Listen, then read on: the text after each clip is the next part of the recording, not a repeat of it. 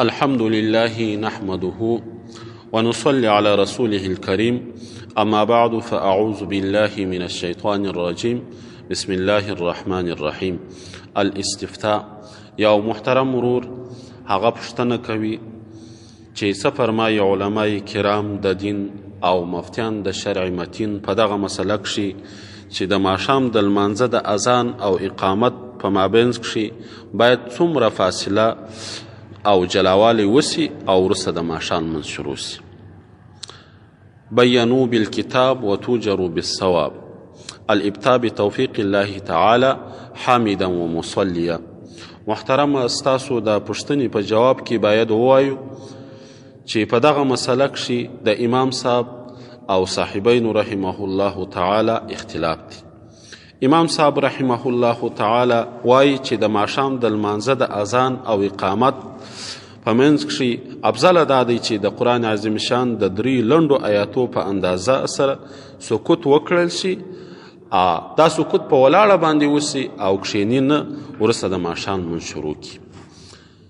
او صاحبین رحمه الله بیا وایي چې افضله دا دی چې د ماښام د اذان او اقامت په مابین کښې باید جلسه خفیفه وکړل سي. هغه په ناسته باندې یو سپکه جلسه وسي، ناسته وسي، وروسته د ماښام لمونځ شروع سي. لکه څنګه چې دا ناسته امام یا خطیب د جمعې د لمانځه کې د 2 خطبو په مابینځ کې چې څومره اندازه فاصله کوي، سپکه ناسته کوي، په دې اندازه باید چې وکړل سي او وروسته امام د ماښام لمونځ شروع کړي. خو لیکن مبتا به قول هغه په دې مسله کې د امام صاحب رحمه الله تعالی دی. امام صاحب وایي چې خلق او امام دی کښېني نه، بلکې د قرآن عظیم شان د 3 لنډو آیاتو په اندازه د هغه د ویلو په اندازه باید یې سکوت په ولاړه باندې وکړي او وروسته د ماښام لمونځ هغه شروع کړي. نو د امام صاحب قول هغه د رسم مفتی قانون هم دی چې د امام صاحب رحمه الله قول هغه مبتا به دی، ترجیح التزامی لري پر قول باندې د صاحبینو، کچیري هغه یو د 4 شیانو د صاحبین سره نو. قوت د دلیل، ترجیح د مشایخو، تعامل د ناسو او توافق د عصر. که د دې 4 شیانو سره یو د امام صاحب سره د صاحبینو سره نو، بیا هغه د امام صاحب قول ترجیح لري پر قول باندې د صاحبین. او په قول راجی کې هم د امام صاحب د قول ته او د امام صاحب پر قول باندې فتوا کړې ده.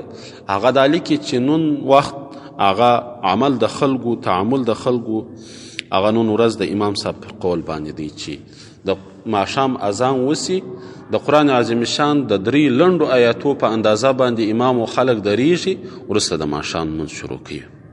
نو مبتا به قول هغه په دې مسله کې د امام صاحب سو چې خلق او امام دی د قرآن عظیم شان د 3 لنډو آیاتو په اندازه باندې دریږي، وروسته د ماښام لمونځ شروع کوي. خو لیکن دلته یو تنبیه د هغه دا چې اختلاف د امام صاحب او د صاحبینو رحمه الله چې کوم دی، دا اختلاف اصلا په افضلیت کې دی. امام صاحب افضل دا بولی چې په ولاړه باندې سکوت اختیار کی، د 3 لنډو آیاتو په اندازه وروسته د ماښام لمونځ شروع کی. او صاحبین بیا افضل دا بولی چې جلسه خفیفه وکي، وروسته د ماښام لمونځ شروع کی. که څوک د صاحبینو پر قول باندې هغه د صاحبینو د قول مطابق عمل وکي، جلسه خفیفه وکي، دا هم د امام صاحب په نسبت باندې مکروه نه دی. کما فی در مختار على هامش رد محتار جلد اول صفحه 208 مكتبي البشرى. قوله ويجلس بينهما بقدر ما يحذر الملازمون مراعيا لوقت الندب إلا في المغرب فيسكت قائما قدر 3 آيات قصار ويكره الوصل إجماعا.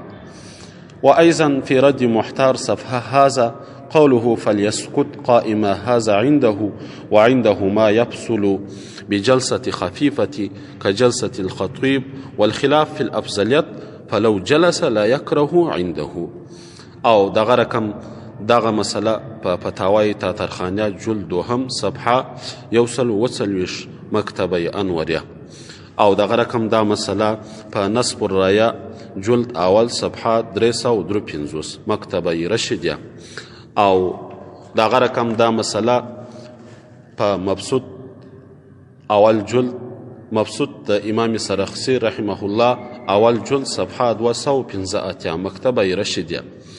او دغه رقم دا مسله بدائع و صنائع په جلد اول صفحه 301 مکتبه حنفیه. او دغه رقم دا مسله قول الراجح 4 صفحه. واختلفوا في مقدار الفصل فعند أبي حنيفة المستحب أن يفصل بينهما بسكتة قائمة ساعة ثم يقيم ومقدار السكتة عند قدر ما يتمكن فيه من قراءة 3 آيات قصار أو آية طويلة، وعنده ما يفصل بينهما بجلسة خفيفة مقدار الجلسة بين الخطبتين. قال أستاذنا مفتي غلام قادر النعماني والعمل اليوم على قول أبي حنيفة رحمه الله. او دغه رقم دا مسله په فتاوا عباد الرحمن جلد اول صفحه 501 مکتبه دار الافتاء والتحقیق. او دغه رقم دا مسله کتاب النوازل په 3 جلد صفحه 304 کښې راخستې مکتبه دار الاشاعت. او دغه رقم دا مسله فتاوای رحیمیه په 4 جلد صفحه 93 کې مکتبه دار الاشاعت. او دغه رقم دا مسله आपके मसाइल और उनका हल 3 जुल्द صفحه 306 مكتبه لديانوي شهيد رحمه الله. والله سبحانه أعلم. كتبه هذه المسألة مولوي علي محمد، مولوي عبد الوكيل، مولوي ذبيح الله حنفي، مولوي حكمة الله سعيد، متخصصين جامعي قيومية گلدار باغچه چمن بلوچستان. درنو محترم اوریدونکو، دغه مسله او زموږ نورې مسلې به انشاءالله د پی ډی اف په شکل باندې په واټساپ، فیسبوک، ټویټر کې د لږ مودې وروسته انشاءالله تاسو ګورئ او اورئ. بس والسلام.